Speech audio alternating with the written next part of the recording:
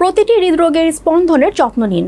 এই স্লোগানকে সামনে রেখে বিশ্ব হৃদরোগ দিবস উপলক্ষে নারায়ণগঞ্জের রূপগঞ্জে ইউএস বাংলা মেডিকেল কলেজ হাসপাতালে র্যালি ও আলোচনা সভা অনুষ্ঠিত হয়েছে।